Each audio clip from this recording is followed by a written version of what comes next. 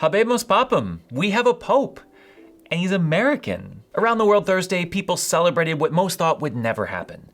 The conclave chose an American, a Chicago-born man named Robert Prevost, to be the successor of Peter in Rome. It was a jubilant moment, something that united the country in patriotic pride. For about 5 minutes. I don't know how you claim that this is an American pope if you won't even speak in his native tongue. Conservatives are already complaining that this pope is too woke. Some other people are calling him the woke pope. But many people are asking, is he based or is he woke?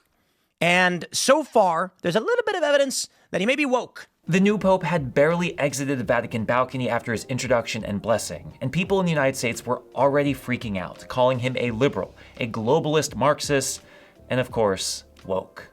Can I just say, because I know most people will not watch to the end of this video to see me explain everything, so let's just get to the point right at the beginning.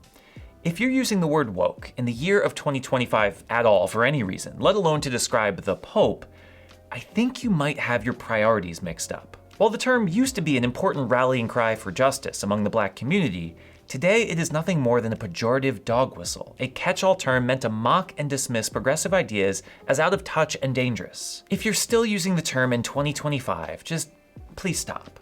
If you're using it to describe the Pope, we have a lot to cover. First, I just think it's important that everyone understand where the idea of woke came from and how is yet another example of how much of Black culture has been co-opted and stigmatized over the years. Second, in order to understand why the Pope cares about things that would lead people to call him woke, we need to look at his choice of names, Leo XIV. In the tradition of the Church, the name a Pope chooses serves as a mission statement, signifying what his papacy is going to be about. His predecessor, Leo XIII, founded modern social justice initiatives, criticized American culture, and was a diplomat to the world. And finally, we'll look at Pope Leo XIV himself, his background, things he's said and done, and what's ahead of him, to see how woke he really is. While the word woke only entered the popular lexicon in the 2010s, ultimately coming to serve as a pejorative term to disparage leftist and progressive movements, its use in the Black community goes back to at least the 1920s, where it had a very different connotation. In 1923, Jamaican activist Marcus Garvey, also known as the Black Moses, gave a rousing speech in which he said, "Wake up, Ethiopia, wake up, Africa. Let us work towards one glorious end of a free, redeemed, and mighty nation. Let Africa be a bright star among the constellation of nations." At the time, he felt that many people ignored the injustices that were happening to Black people across America and around the world. They saw it, they heard it, but they did nothing about it. It was as if they were asleep. In order for justice to come, they needed to wake up. The image was a powerful one, and over the next 80 years served as a rallying cry in the Black community to inspire resistance against racism. In 1938, the phrase "stay woke" was included in a song about the Scottsboro Boys, retelling the story of 9 Black teenagers who were wrongfully imprisoned and almost executed for a crime they didn't commit. In 1940, Negro mine workers, fighting for their rights against discriminatory pay, wrote, "We were asleep, but we will stay woke from now on." And in 1962, William Melville Kelley wrote an article for the New York Times entitled, "If you're woke, you dig it." For nearly a century, the term was something to be proud of, to signify that one was not being placated, not being anesthetized, that they were aware of the injustice of the world and they would not go quietly. There could be no sleeping in a time like this. I think it's important to note that up until around 2017, there was nothing about being woke that went against church teaching. In fact, as we'll see in section 2, the fight for fair treatment goes hand in hand with the gospel and the work of the church. Unfortunately, like so many things that originate from Black culture, in 2017, the term had become popularized and was quickly distorted. No longer a rallying cry for those seeking justice, it was weaponized by some on the right as a sarcastic, sneering term to dismiss anything related to progressive politics, real or imagined. Reverse racism, socialism, gay marriage, furries in schools, open borders with no police officers, teachers convincing children to have sex change operations. Lump it all together, the craziest things you can make up with legitimate concerns for a just society, call it woke, and you have a boogeyman for everyone to fear. Crazy, out of touch, and absolutely dangerous. This is what people mean when they call something or someone woke today. This is what people mean when they call the Pope woke today. What do we make of that?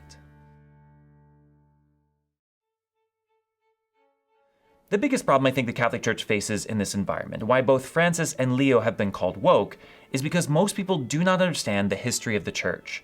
By taking the name Leo XIV, pointing directly to the legacy of Leo XIII, I believe our new Pope is reminding the world of 3 important points. The first is the social doctrine of the Church. In 1891, Pope Leo XIII wrote one of the most consequential documents in Church history, Rerum Novarum, of New Things. Written in a time of incredible change, Leo XIII witnessed arguably the most tumultuous time in human history as the world went from an agrarian society to an industrial one. The entire social order was overturned in a matter of decades. Electricity, cars, radios, factories, light bulbs, telephones. Imagine what life would have looked like in 1850 compared to even 1900, not even a full lifetime away.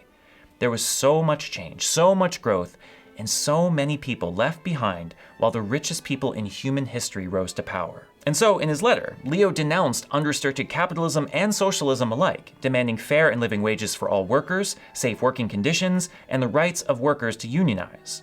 Far removed from the politics of our day, these were not woke ideas, but grounded in the fundamental principles of the gospel and church teaching: the dignity of the human person, need to uphold the common good, and respect for subsidiarity. The document was neither a break from previous church teaching, nor was it a singular blip on the screen.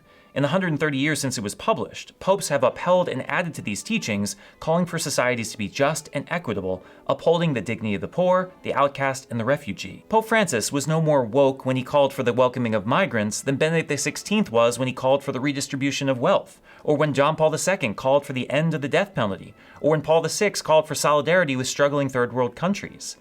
Teachings like this are not woke, they're just the gospel, finding their foundation in Leo XIII, who found his foundation in St. Thomas Aquinas, St. Augustine, and of course, Jesus himself. So that's a huge point that needs to be repeated over and over again, and I've made plenty of videos on the social teaching of the church if you're interested in more. But it's not the only contribution of Leo XIII that gives us some insight into the new pope.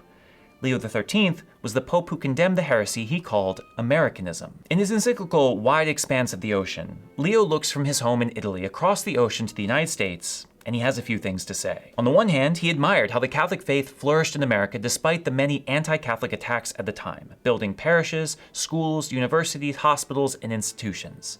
One day, he thought, that little nation would have incredible faith to be proud of. And yet, his real reason for writing was to warn the American church. There was something very deadly in that land that risked ruining the faith. He had seen how the wider society was fiercely individualistic, secular, and liberal in the classical sense of the term. It was a people that acted independently from the rest of the world, ruling not by principle or authority, not by divine or natural law, but by popular consensus. There was a worry more than 100 years ago that it was a land more concerned with its own national politics than the teachings of the church, quick to soften, even discard the gospel for more modern sensibilities. Again, when Pope Francis said in 2023 that the US church had a very strong, organized, reactionary attitude, this was not him being woke, anti-American, or anti-Trump. This was him continuing the tradition of popes before him. Leo XIII saw it first, and he called it out. But there's one more thing we can learn from Leo, because he's able to write this letter in the first place because he has credibility as a bridge builder around the world, as an extraordinary diplomat. Much like the economic landscape, the political landscape changed drastically in his time as pope, as many nations shifted away from monarchs, and countries like Italy and Germany unified as nations.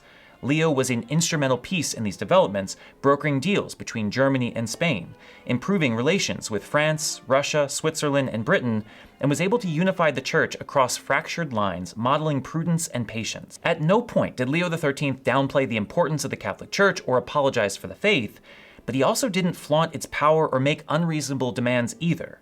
His goal was not to gain more power, it was to bring peace throughout the world. The ultimate goal is always peace. Every life is sacred. Again, this is not woke, this is the gospel. Is Leo XIII showing what it means to be a principled world leader, seeking the best for everyone, not just Catholics? And so it is with all this said that we return now to our new pope, Leo XIV, with the original question at hand. Is he a woke pope? Here's a man who spent much of his life as a missionary and then bishop in Peru, serving those who are among the poorest in the world.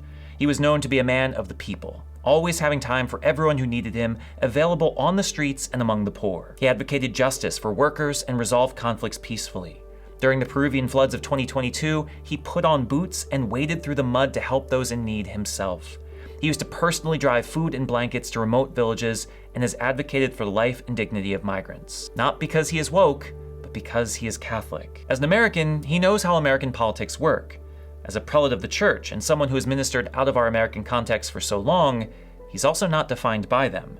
This may serve as the perfect combination for the world right now.